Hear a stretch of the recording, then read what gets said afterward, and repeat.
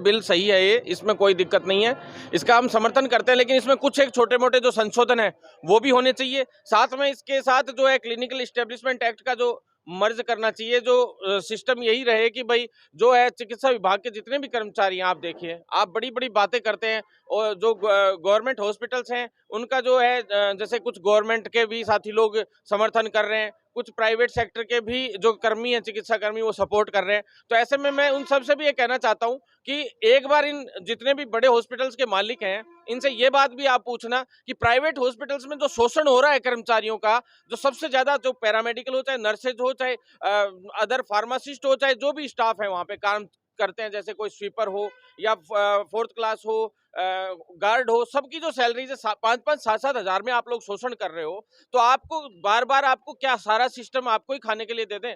जो ज्यादातर बड़े हॉस्पिटल जो गड़बड़ करते हैं, मैं ये नहीं कहता सारे हॉस्पिटल्स गड़बड़ करते हैं, काफी ऐसे हॉस्पिटल्स हैं जो गड़बड़ भी नहीं करते, अच्छे से सेवाएं भी देते हैं, लेकिन स्वास्थ्य सेवा आपका परम धर्म है, एक तरीके से आप उसको छोड़कर इस तरह की गतिविधियां कर रहे हो।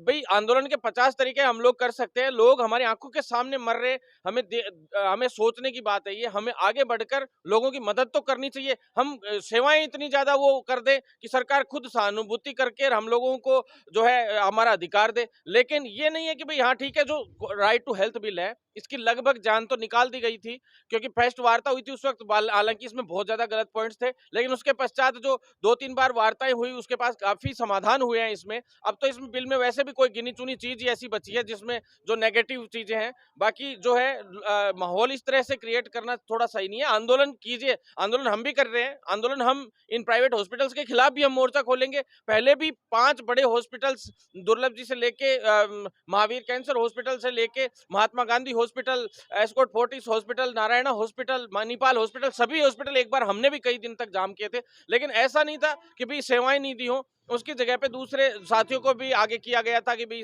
किसी के साथ गलत ना हो। ऐसे में अस्पताल जो है, जो अस्पतालों के जो मालिक हैं, वो जो है इस पे भी संज्ञान लें कि भी वहां पे जो कर्मचारी काम कर रहे हैं उनकी न्यूनतम सैलरी समान कार्य समान वेतन के अनुसार क्या होनी चाहिए, वो एक बार निर्धारित जरूर करें। जैसे नर्सेज की है 26,500, जब सुप्रीम कोर्ट ने आदेश दे दिया कि सभी अस्पतालों में 26,500 सैलरी फ्रेशर को मिलनी चाहिए, बीएससी नर्सिंग या जीएनएम पास आउट को, और 50 बेड या 50 बेड से नीचे के हॉस्पिटल है उनमें 20,000 तो कम से कम सैलरी मिलनी चाहिए। ऐसे में सरकार भी ध्यान दे और साथ में इसमें क्लिनिकल एस्टेब्लिशमेंट एक्ट भी लागू करे, और जो हॉस्पिटल है उन सभी को ऑनलाइन भी करे। ऑनलाइन करने के साथ साथ जो उसमें स्टाफ ऑनलाइन हो, पेशेंट का पूरा डाटा ऑनलाइन हो, कितने का बिल बना वो ऑनलाइन हो, एक एक चीज ऑनलाइन होनी चाहिए, पूरा स्टाफ ऑनलाइन हो, और उनको कितना पेमेंट दिया जा रहा है और किसके साथ कितना शोषण हो रहा है वो भी ऑनलाइन होना चाहिए, ताकि पता लग सके कि भाई शोषण असलियत में हो किसके साथ रहा है, क्या हॉस्पिटल मालिकों के साथ या फिर हॉस्पिटल में काम करने वाले डॉक्टर्स, नर्सेज, फार्मासिस्ट और जो अदर जो कैटेगरी सभी साथी लोग हैं, जो पैरामेडिकल स्टाफ है, सभी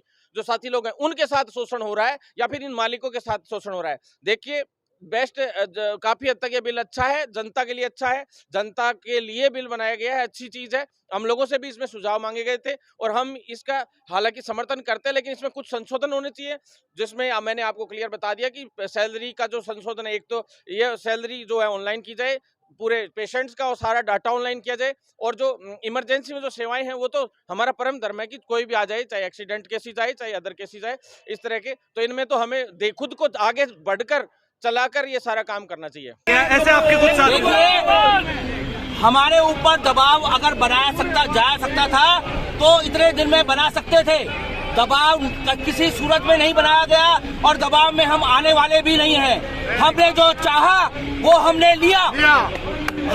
हमने ये कहा था प्राइवेट सेक्टर को इससे बाहर कर लीजिए, पायलट प्रोजेक्ट के तौर पर सरकारी इंस्टीट्यूशंस में लागू करिए। सरकार ने इस बात को मान लिया है। Private sector has been totally exempted from RTH. This is a big win for the medical fraternity of the entire country. इसकी ऑफिशियल अनाउंसमेंट जो है, घोषणा आगे की जो है वो मैं JMM में GBM में फॉर्मल अनाउंस करूंगा। कब खुलेंगे अस्पताल, कब खुलेंगे मरीजों के लिए अस्पताल, कब खुलेंगे?